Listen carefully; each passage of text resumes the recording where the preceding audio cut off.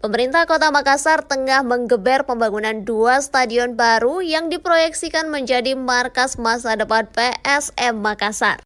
Stadion Untia sudah mengantongi kepastian hukum atas lahan seluas kurang lebih 23 hektar, sementara Stadion Sudiang segera memulai pekerjaan fisik meski masih diwarnai 4 gugatan hukum terkait status lahan.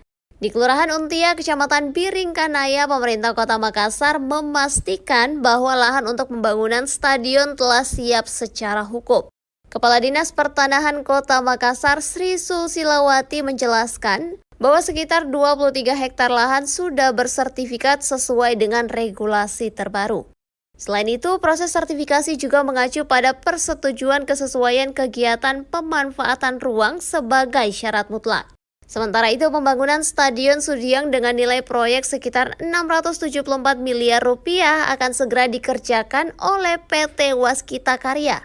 Lahan seluas 74,32 hektar milik pemerintah Provinsi Sulawesi Selatan sudah disiapkan, dengan alokasi 7 hektar untuk bangunan stadion dan sisanya untuk fasilitas penunjang. Meskipun terdapat 4 gugatan hukum terkait lahan tersebut, Biro Hukum Pemprov Sulsel menegaskan bahwa proses hukum tidak akan menghambat pembangunan. Dari 6 perkara yang dihadapi, 1 sudah dimenangkan hingga tingkat kasasi, sedangkan 3 lainnya masih berproses di pengadilan tingkat pertama. 2 proyek stadion yang berjalan bersamaan ini menimbulkan pertanyaan besar mengenai mana yang akan menjadi markas utama PSM Makassar. Stadion Untia unggul dari sisi kepastian hukum lahan, sementara Stadion Sudiang menawarkan skala proyek yang lebih besar dan nilai investasi yang signifikan.